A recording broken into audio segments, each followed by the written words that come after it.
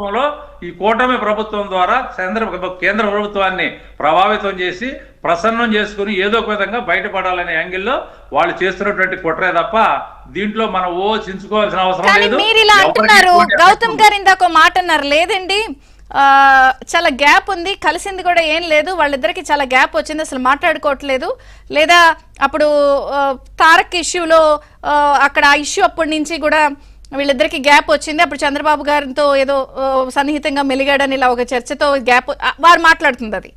మరి మీరేమో ఇట్లా పూర్తి కాంట్రడిక్టరీగా చెప్తున్నారు, లేదైతేనే పంపిస్తున్నాడు అని. కాదమ్మా, పదుల సంఖ్యలో కేసులు ఉన్నాయి, ప్రతి దాంట్లో ఏటు ముద్ద ఇద్దరు కలిసి వెళ్లాల్సిందే.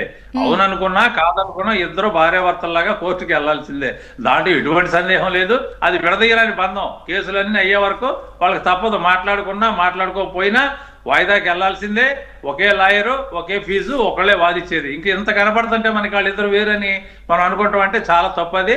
గౌతమ్ ఆలోచన గౌతమ్ ఉండొచ్చు, కానీ అది నేను కాదని చెప్పలేను, కానీ కాంట్రాక్టే అవసరం లేదు.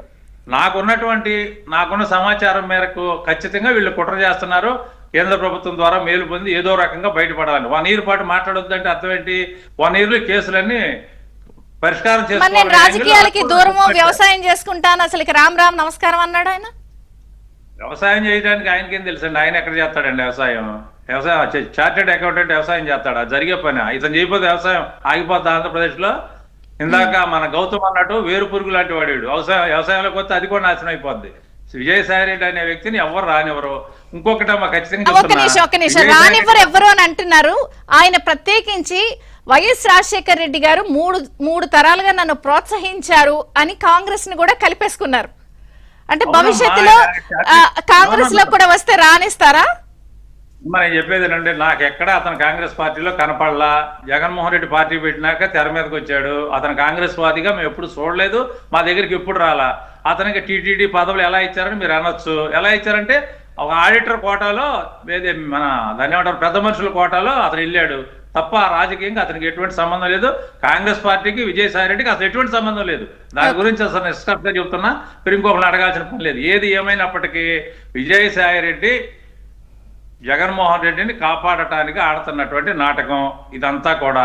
వాళ్ళు వివేకానంద రెడ్డిని చంపేసి ఆత్మహత్య నిరూపించినటువంటి వాళ్ళు ఈ చేయరని మీరు ఎలా అనుకుంటున్నారు? మాట్లాడలేవు కదండి, చాలా రోజుల నుంచి వీళ్ళకి కలిసింది లేదు, గ్యాప్ అంటున్నారు, మాట చల్లట్లేదు అంటున్నారు. అదంతా ఒట్టిదమ్మా, అదంతా ఒట్టి ప్రచారం. అవన్నీ మీరేమి నమ్మొద్దు. ఖచ్చితంగా ఇంకొకటి, జగన్మోహన్ రెడ్డికి ఎంతమంది వెళ్ళిపోయినా ఒకటే గుర్తుపెట్టుకోండి. చంద్రబాబు నాయుడుకైనా, పవన్ కళ్యాణ్కైనా, జగన్మోహన్ రెడ్డికైనా ఒకటే వర్తించుద్ది. ఎంతమంది నాయకులు వేరు కారణాల వల్ల బయటకు వెళ్ళిపోయినా వాళ్ళ పార్టీలకు ఉన్నటువంటి ఎఫెక్ట్ పెద్దగా డ్యామేజ్ అవ్వదు.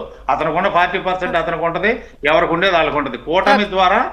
కూటమి ద్వారా హెల్ప్ పొందాలనే యాంగిల్లో చంద్రబాబుకు ఒక కితాబు, పవన్ కళ్యాణ్కి ఒక కితాబు, మోడీ అమిత్ షాకు ఒక కితాబు ఇచ్చేసి బయలుదేరాడు. ఇక కనపడ్డ బయట ఎక్కడ వీళ్ళు ఇంటర్నల్ గా కలుస్తూ ఉంటాడు, మనకి ఎలా తెలుస్తుంది?